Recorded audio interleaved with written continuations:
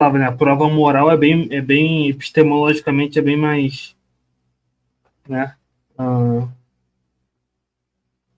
até tem um artigo do Silvio Schibeni que ele fala isso, né? Que enfim, a prova moral você tem bem mais epistemologicamente é bem mais eficaz do que uh, outras formas de tentar provar que você tem que passar por mais etapas, vamos dizer assim, né? A prova que o espiritismo dá é mais direta, né? Enfim.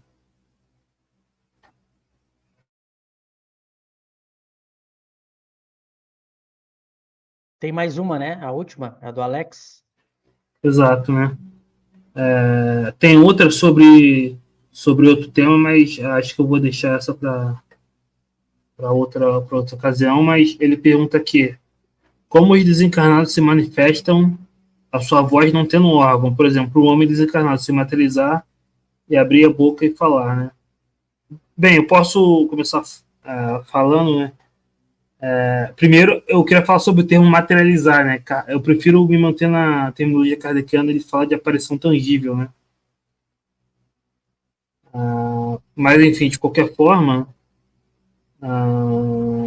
o espírito ele não tem órgãos, né? Ele faz isso através dos fluidos, né? É igual, por exemplo, quando tinha o fenômeno do piano, né? Às vezes tinham pianos que tocavam sozinho, né? Aí imaginavam que o espírito tinha dedos ali e tocava no piano. Mas não, era fluidicamente unindo os fluidos do médium com os fluidos do espírito. Ele agia fluidicamente no piano e fazia aquilo, né? A mesma coisa com a voz, né? Com a pneumatofonia, né? É a mesma coisa um fenômeno fluídico, né? O espírito não tem órgãos não, e não, e não precisa da voz, né? Ele produz aquilo, os fenômenos de efeito físico, ele produz aquilo fluidicamente. Agora, compreender totalmente vamos dizer assim, a física desse fenômeno a gente não conhece, né? A gente sabe que é uma questão fluídica.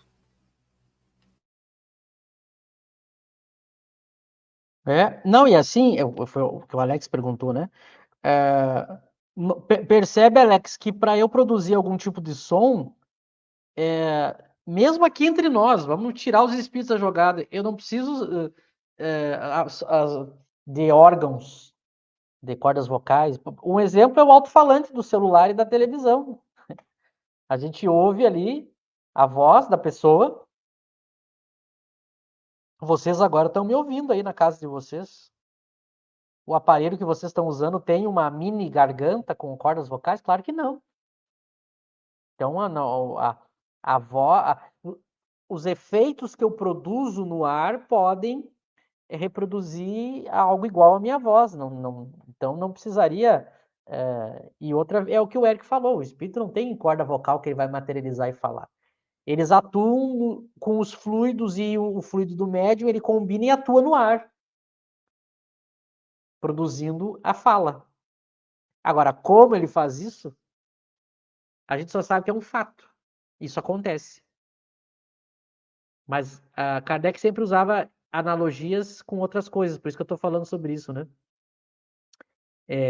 Por isso que eu falei do exemplo da TV. Os teclados, eu que sou ligado à questão da música, instrumento musical, o teclado, ele é um bom exemplo disso, né? Um instrumento, teclado. Quem já teve, ou quem já teve, mesmo quando era criança, né? O teclado ele pode reproduzir vários sons. Então, hoje, teclados modernos, eu faço som de qualquer coisa. Som de sirene, bateria, violão, violino, som de objetos também. A gente brincava quando era criança no teclado que os amigos tinham, né? Fazia som de trovão. Nota, tem alguma coisa disso? Se eu desparafusar o teclado e olhar lá dentro, tem em miniatura pessoas fazendo barulho? Não, né?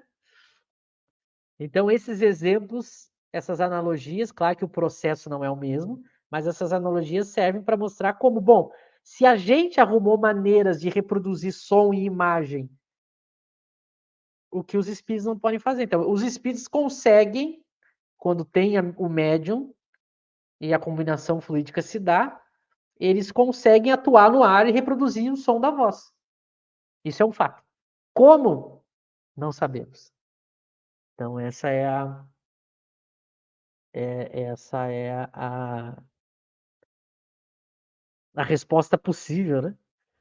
Mas que acontece, acontece, né? Eu nunca presenciei, mas eu vi isso na revista e eu vi o Cosme contando que presenciou. Então deve ser algo muito interessante, né? Tem vários fenômenos que eu gostaria de participar, mas os espíritos correm de mim, né? Eu brinco. Quando eu era mais novo, que meus amigos sabiam que eu estudava Kardec, é bem coisa de adolescente, né? Os meus amigos já sabiam que eu estudava Kardec. Eles tinham algumas casas aqui como eu moro no interior do Rio Grande do Sul, tem muitas casas no meio de fazendas, né? Muita área rural, e tem muita lenda de casas mal assombradas e casas com manifestações físicas. E a gente era adolescente, os meus amigos eles iam posar nessas casas para presenciar esses fenômenos, né? E quando eu ia junto não acontecia nada. Não acontecia nada, parava tudo. Aí eu brincava, os espíritos fogem de mim, né? Talvez porque, agora falando sério, para o pessoal de repente interpretar errado, talvez porque uma das respostas possíveis para isso, eu não estou dizendo que eu sei, é porque alguns espíritos não querem ser descobertos, né? Eles querem continuar amedrontando, brincando com as pessoas. Talvez esses espíritos saibam que eu estudo Kardec, e se eles se fizessem descobertos, eu ia tirar o medo dos meus amigos, né? Então, quando eu estava junto, eles não provocavam os fenômenos. Pode ser que seja isso, não estou dizendo que é, mas que era curioso. Até hoje eu digo para as pessoas, me chamem para algum lugar que esteja acontecendo fenômenos que eu quero, como entre aspas, um cientista espírita, eu quero presenciar, estudar, eu quero conversar com o espírito, mas sempre aonde eu vou para o fenômeno. Esse caso que eu citei dessa mulher que entrava em crise, logo que eu cheguei aconteceu isso que eu narrei e depois parou. Eu passei o resto da madrugada até o amanhecer lá e parou tudo. Quando eu fui embora, no outro dia, aconteceu de novo.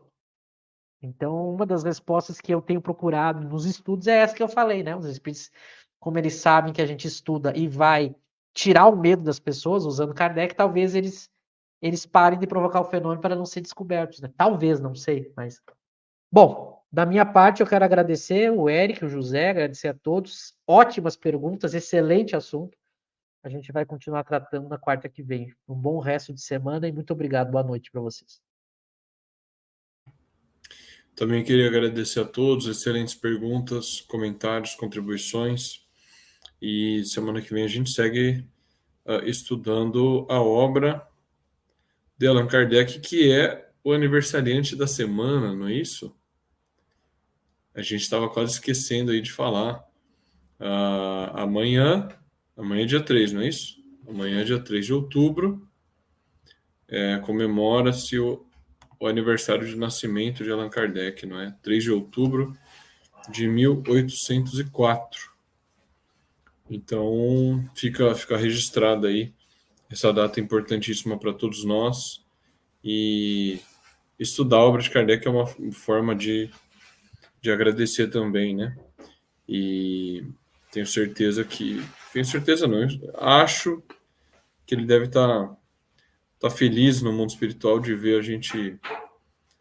gente estudando a obra e tentando passar uma visão correta do espiritismo, né? Então fica o registro aí. Boa noite a todos.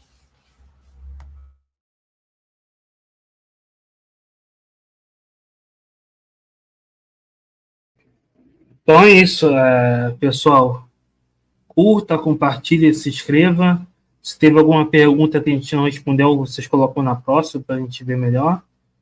E vamos estudar Kardec e, né, parabéns ao mestre, né, aniversário dele. E vamos continuar, né, a missão de divulgar Kardec. Então, muito obrigado, pessoal, e até a próxima.